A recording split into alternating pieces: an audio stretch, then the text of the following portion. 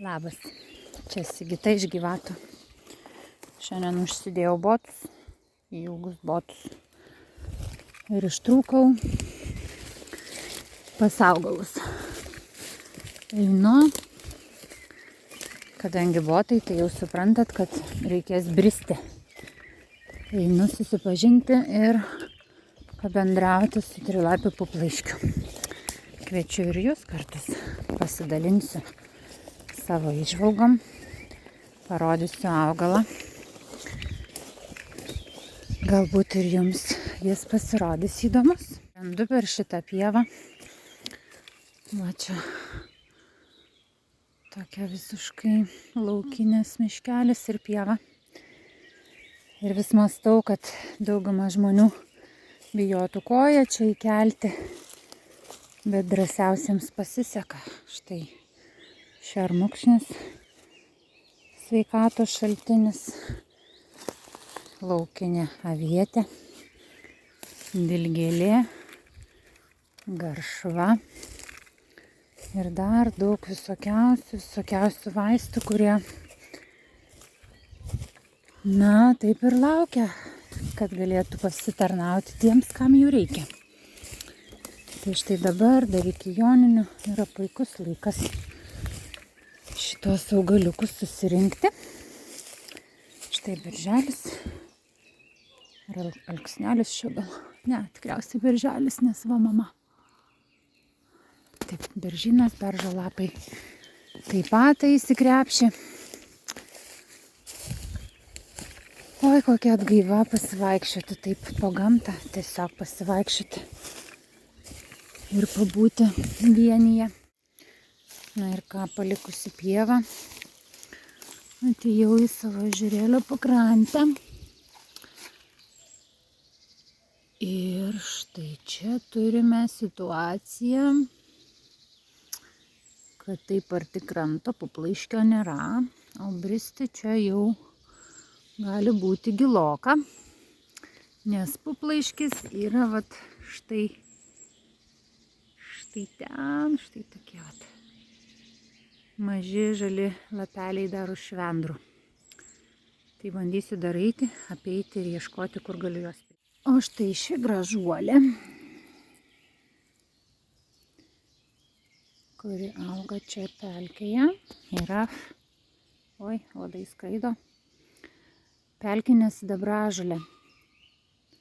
Puikus vaistinis augalas, naudojamas daugiau raumenų skeleto sistemos uždegimams gydyti. Tai yra visokiems reumatams, artritams ir panašiai.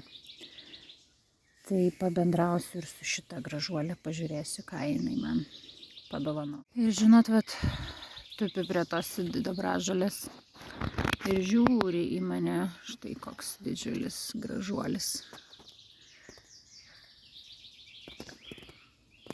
Ar žinot, kas čia toks? Štai šitas. Asiūklis. Tai vienas iš seniausių augalų mūsų žemėje, laikantis savyje atmintį, kuris siekia milijardus metų, kai asiūkliai dar buvo medžiai dideli, dinozaurų laikus. Dėl to labai gali mus apdovanoti savo išmintimi, savo vaistiniams savybėms, savo silicio atsargom, mūsų kaulų sistemą, vėlgi tą patį artritą. Ir matot, kaip mane čia veda į tuos artritinius augalus ir vienoje vietoje, tiesiog ne vienas, o keletas jų. Ir visada, kai atsiduriu tokioje situacijoje, stengiuosi jausti, ką man sako gamta. Kodėl jų reikia, kam jų reikia, ar man, ar kažkam iš artimos aplinkos. Ir štai matau, dar čia toks, matot, asiūklis dar tik tai išleidęs stiebą ilgą, štai kitas, bet dar nėra laukelių. Kaip įdomu. Tai štai asiūklių yra įvairių rūšių, yra pieviniai, yra miškiniai ir štai čia pelkė toksai įsitaisęs aukštas. Nuostabus patyrimas, mokymasis iš gamtos.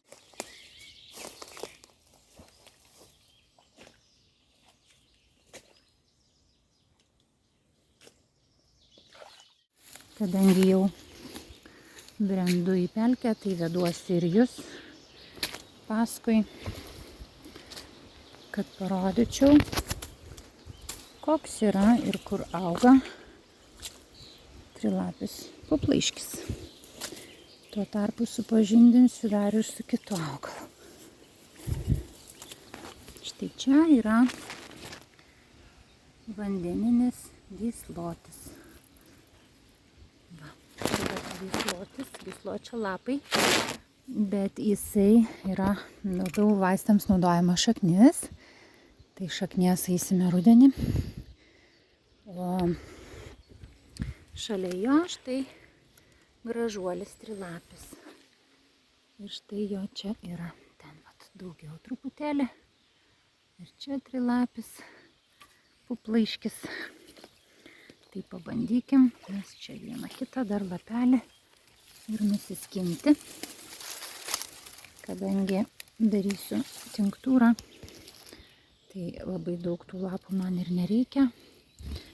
Kadangi darau daugiausia savo ir artimai aplinkai, tai visą laiką laikausi darnos principo ir saiko principo, tik tiek, kiek reikia. Štai ir sidabražolė, ir vilkdagis, štai, žodžiu, pelkė turi labai daug gausių, įvairiausių gėrybių, švendrai štai auga, kurių jaunus ūglius dabar būtų galima traukti ir marinuoti ar konservuoti ir naudoti vietoj agurkų pamainą. Žodžiu, tik reikia apsidairyti, gamtoje yra gausu maisto ir vaisto. Štai viksva, šita viksva, vat štai šitas augalėlis, va šitie lapeliai, senoviai mūsų protėviai naudojo juos ir krepšių pynimui. Ir dėdavo į batus, kad būtų amortizacija geresnė ir ištrauktų drėgmę iš batų. Tai štai, brangieji, va ten yra daugiau puplaiškio, matot, bet prie jo jau matyt prieisiu tik tai iš vandens pusės, kai maudysiuos šitame ežere. Ir žinot ką? Stoviu šitoj pelkėj ir nieko daugiau nenoriu. Ir vien stovėjimas pelkėje yra gijimas. Yra kažkokia tokia, žinot, pakrauna tokia gilia, solidžia, tokia įžeminančia energija. Kartu ir vanduo, ir žemė, bet kartu toksai, žinot, žemės palaikymo toks jausmas. Sotumo, globos ir besąlyginio palaikymo ir ramybės jausmas.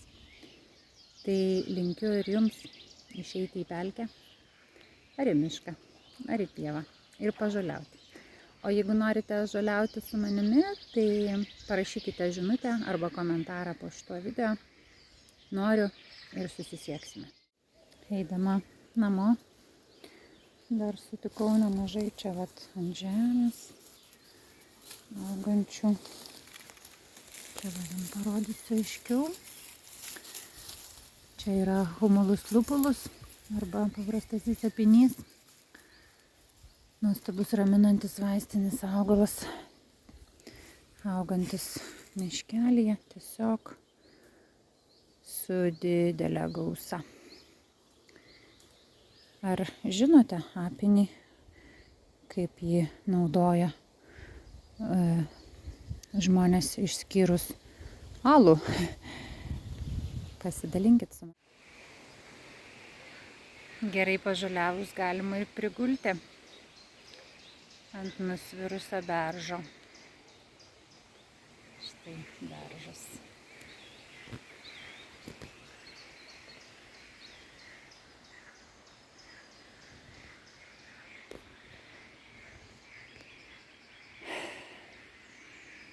Nieko daugiau nereikia. Viskas gyvenime yra čia ir dabar.